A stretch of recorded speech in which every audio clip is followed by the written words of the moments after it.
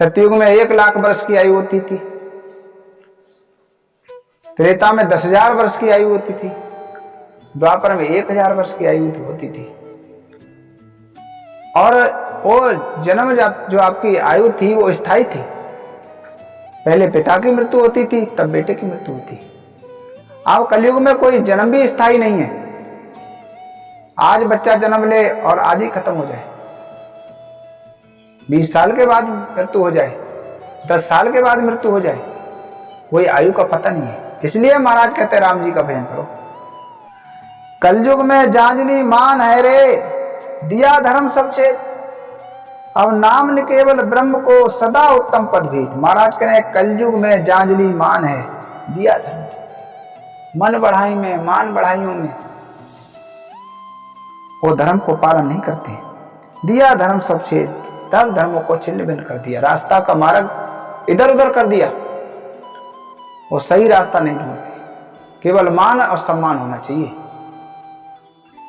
नाम न केवल ब्रह्म को सदा उत्तम पद भेद। महाराज कहे जो केवल नाम है वो पार ब्रह्म परमात्मा का नाम है, सदा उत्तम पद भेद, वो ही उत्तम है और वही भेद आपको प्राप्त करे, परम पद की प्राप्ति कराएगा।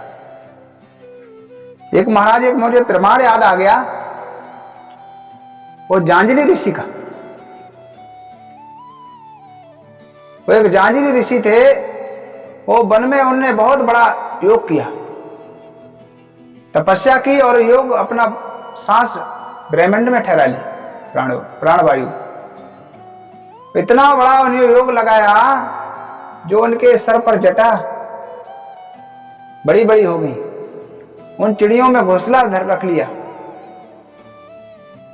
और उनके पलक झूल के यहां नीचे आ गए। कई वर्षों तक उनकी समाधि लगी और लगने के बाद जब उनने उनकी समाधि को खुला, ध्यान खुला, तो सर डिगडिगाने लगा। वो बच्चे उड़ के, चिड़ियों के बच्चे थे, वो उड़े। उड़ने के बाद जब जांजली ऋषि ने उनको पलक उठा के देखा दृष्टि से, तो जल के भस्म हो गए, उनके पर जल गए। जांजली ऋषि को मन में आया मेरी तो बहुत तपस्या हो गई, मेरे बहुत बड़ी ऊंची भक्ति हो गई, अब मुझे परमपद प्राप्त हो जाएगी। उनके ध्यान में ऐसा हुआ मुझे परमात्मा का मुझ पे राजी हो गया और मुझे परमपद प्राप्त हो जाएगी। उनके अंदर एक अहंकार आ गया। सिद्धि क्रिया करने से, योग लगाने से, तो अपने नगर की तरफ को चल दिए भ्रमण करने के लिए। वो नगर में पहुंचे तो क्या देखते हैं, एक छोटी सी लड़की है 18-20 साल वर्ष की, और वो पानी भर रही है और कुएं से डाल रही है, कुएं में से पानी भर रही है और कुएं में से डाल रही है। जांजली ऋषि कहने लगे हे बेटी, हे देवी,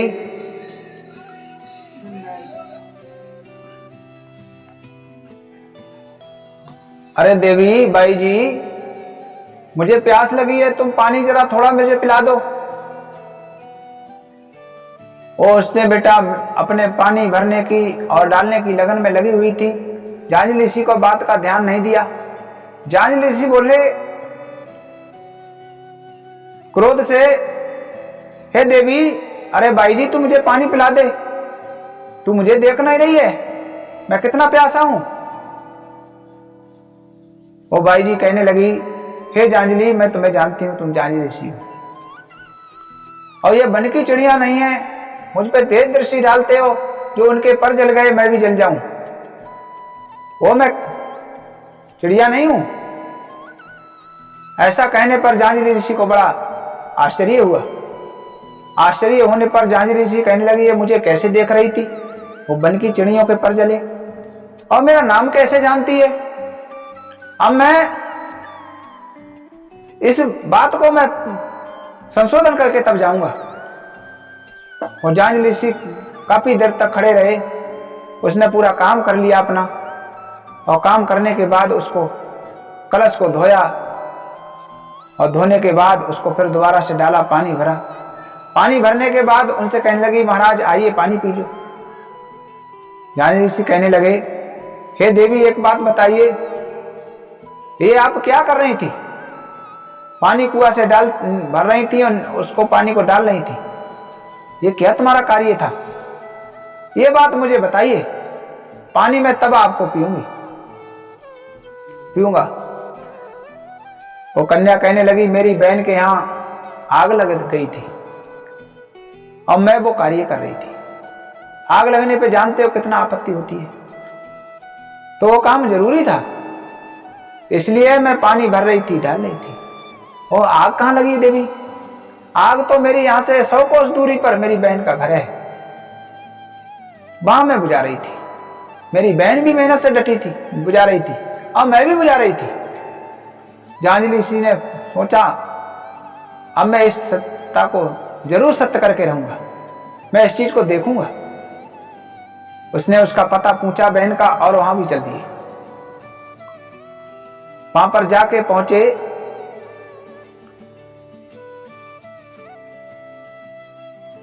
जाने के बाद वो कुत्ता उनका पालतू था। कुत्ता उस जांजली ऋषि पर जब पहुंचे, जांजली ऋषि आवाज लगाई, अरे देवी कोई बाई जी घर पे है? तो कुत्ता भूसा उनके ऊपर दौड़ के आया। जांजली ऋषि ने कुत्ता का मुख बंद कर दिया और बेटी ने उसका हाथ उठाया, कुत्ता का मुख खुल गया। जांजली ऋषि कहने लगे, ये भी बड़ा सत्ताधारी है।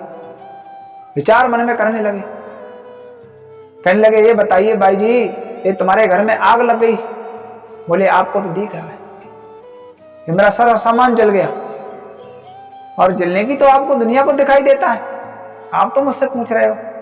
फिर एक बात बताइए बाई जी, आग बुझाई किसने? बोले, मैंने बुझाई, मेरी बहन ने बुझाई। अच्छा, अब आश्चर्य हुआ, ये व्यक्ति कौन सी है जो घर में बैठे कार्य कर रही है और भजन कर रही है, वो भी अपने घर में गृहस्थी में रह के भजन कर रही है, और मैं तो इतना बड़ा योग लगाया, मुझे ये चीज प्राप्त नहीं हुई। ये बताओ भाई जी, तुम्हारा गुरु कौन है?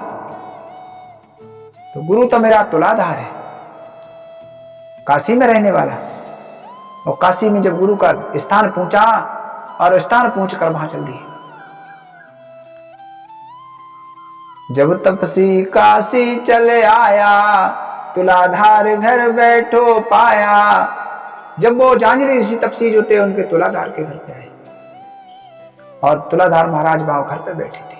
वो क्या काम करते थे? तुलाई करते थे, और तुलाई करके अपने पेट पालन करते थे, गृहस्थी में रहते थे, परमात्मा की भक्ति करते थे।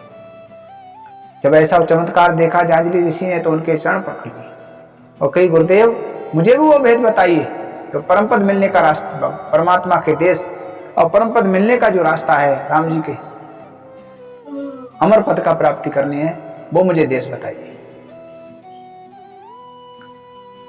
जब तुलाधार महाराज ने ये नाम भेद बताया, केवल भक्ति बताई, और कही यही बैठ के अपने रात दिन स्मरण करना। तो जब तब जोग तजाय अभिमाना, तुलाधार को चीनो ज्ञाना। तो महाराज कहते हैं, ऐसे जो कोई भक्ति वो अपने सिद्धियों की क्रियाओं में, किसी सुख की इच्छाओं में, कुछ सुख शारीरिक सुख के सुखों में बहुत अपनी इच्छाओं के कारण वो धर्म को छेदन कर देते हैं, परमात्मा के भेद को छोड़कर आन कहानियां करते हैं। इसलिए महाराज कहते हैं, कलयुग में जांजली मान है रे, दिया धर्म सब छेद, और नाम ने केवल ब्रह्म को सदा उत्तम पद भेद। जो परमात्मा केवल नाम है वो उत्तम है। उस उत्तम नाम लेने से अपने कार्य 3 प्रकार के कर्म है, क्रियवान, संचय, प्रारब्ध, ये कर्म कट जाएंगे और आपको परम पद की प्राप्ति होगी। इसलिए महाराज कहते हैं, केवल नाम रटो, और बार बार ये मनुष्यतन मिलने वाला नहीं है, और आपको सद्गुरु प्राप्त बार बार नहीं मिलते। इसलिए उस संसार में आके परमात्मा की भक्ति करो। और महाराज हमारे महापुरुष सतगुरु सुखराम जी महाराज समझाते हैं, साची के सुखराम जी रे, कलयुग सुमिरन सार। साची के सुखराम जी रे, कलयुग सुमिरन सार। महापुरुष सच्ची बात कहते हैं, कलयुग में केवल राम जी का सुमिरन ही सार है। वही आपको भक्ति श्रेष्ठ है। और धर्म सब ना सजेरे ना फल लगा। और कोई अगर धर्म का पालन करोगे, कोई आप उसका साजन करना चाहोगे, तो वो आपको सफल नहीं होगा। आप कहीं ना कहीं पर आपको कोई ना कोई आपको गलती हो ही जाएगी। इसलिए ये परमात्मा की भक्ति करो।